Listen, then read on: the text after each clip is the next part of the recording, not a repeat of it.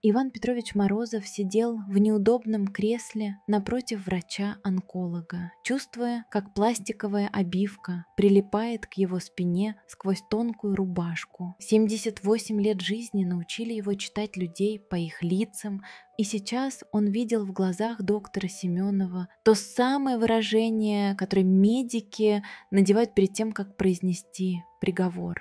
Врач нервно перебирал листы анализов, словно надеясь найти там какую-то ошибку, какой-то просвет надежды. Иван Петрович, Начал доктор, откашливаясь и отводя взгляд к окну, за которым моросил осенний дождь. результаты обследования, они не очень хорошие.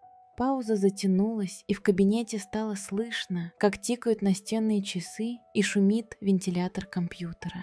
У вас рак поджелудочной железы, 4-я стадия с метастазами в печень и легкие. Старик медленно кивнул, словно подтверждая что-то самому себе. Странно, но вместо ужаса или отчаяния в его груди разливалось какое-то необъяснимое облегчение. Доктор продолжал говорить о химиотерапии, о паллиативном лечении, о том, что современная медицина может значительно улучшить качество жизни, но Иван Петрович его почти не слушал. Вместо этого в его памяти всплыло лицо жены, Марии Алексеевны, с ее добрыми карими глазами и привычкой поправлять непослушную прядь волос, когда она была чем-то взволнована. Сколько у меня времени?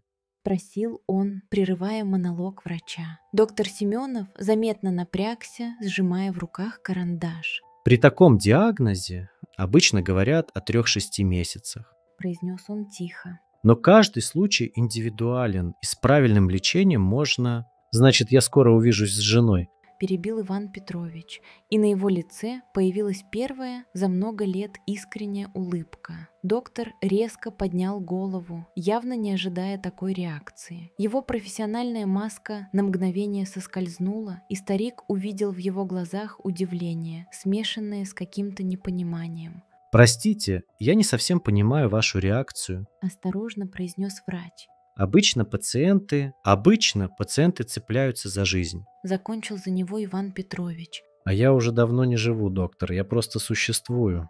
Он откинулся в кресле, и морщины на его лице разгладились, словно тяжелый груз наконец-то свалился с его плеч. Вы знаете, что такое потерять половину души? Доктор отвел взгляд, стараясь не выдать эмоций, которые нахлынули на него. За 20 лет медицинской практики он видел самые разные реакции на смертельный диагноз. Истерики, отрицание, гнев, торг с судьбой. Но такого спокойного принятия, граничащего с радостью, он не встречал никогда. Старик тихо продолжил, и его голос стал мягким, каким он бывает, когда человек говорит о самом дорогом. Знаете, доктор, я давно ее потерял. Машенька умерла 5 лет назад от инсульта. Произошло это внезапно, утром мы завтракали вместе, а вечером я уже стоял у ее больничной койки и слушал, как врачи объясняют мне, что обширное кровоизлияние в мозг несовместимо с жизнью. Иван Петрович замолчал, глядя куда-то поверх головы доктора, словно видел что-то, недоступное другим. Она была моим смыслом жизни, моим счастьем, моим воздухом. Мы прожили вместе 52 года, и каждое утро я просыпался с мыслью о том, как же мне повезло, что такая женщина выбрала именно меня. Голос старика дрогнул, но он быстро взял себя в руки. Каждый день без нее казался бесконечно долгим. Продолжил он.